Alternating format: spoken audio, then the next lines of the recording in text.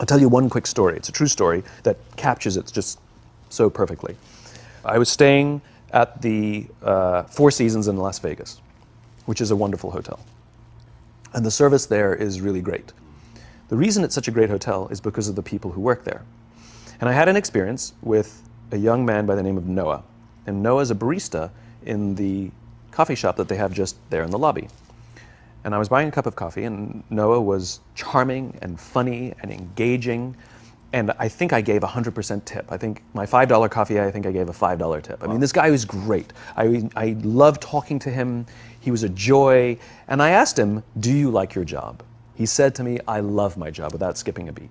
Wow. And I asked, what is it that the Four Seasons is doing that you love your job so much? He says, without skipping a beat, he says, throughout the day, managers will walk past and ask how I'm doing and if there's anything that I need. He said, not just my manager, any manager. Wow. He says, I feel supported here. He says, quote, I can be myself, right? Then, it's magic. And then he says to me, I also work at Caesar's Palace. And there, the managers go around to make sure that we're doing everything right and catch us if we do something wrong. He says, when I go to work at Caesar's Palace, I keep my head just under the radar because I don't want to get in trouble. He says, I just want to get through the day and make a paycheck.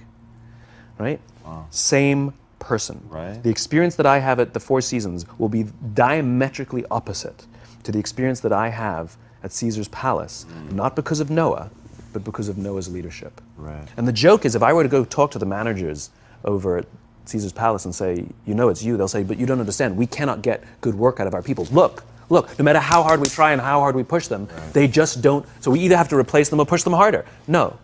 We respond to the environments we're in. Get the environment right, you get the right behavior. Get the environment wrong, you get the wrong behavior. If that is what is happening, it is because of leadership, not because of the people. Yeah, there was a really famous cartoon back in the 80s, The Beatings Will Continue Until the Morale Improves. Yeah. Yeah, I always thought that was hilarious because it's so terrifyingly accurate. And astonishingly, look, I'm embarrassed that I have a career. You know, I talk about things like trust and cooperation. Why is there demand for my work, you know?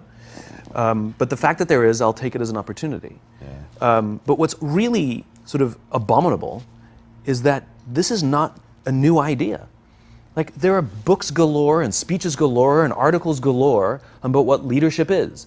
You know, and we all kind of say the same thing from a different angle, so you can pick your flavor, whichever message resonates most with you, and yet people don't do it. What's the hang up? And so I get this question a lot, which is, what are the most important characteristics about being a leader? You know, vision, charisma, you know? I know some spectacular leaders who don't have big Steve Jobsian visions. They're just not visionary, you know?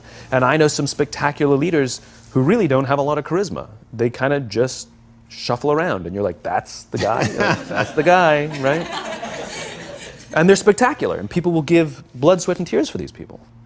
The one thing I am comfortable saying that all effective leaders must have is courage, because it is hard.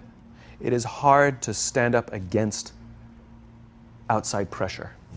It is hard to stand up to an external constituency who's pushing you to do something for their short-term gain, to do the right thing for your people. It is hard. It is thankless. It is lonely. Sometimes you get fired. Sometimes you get in trouble. Sometimes you'll lose your job, and the next guy will get all the credit. It's all true.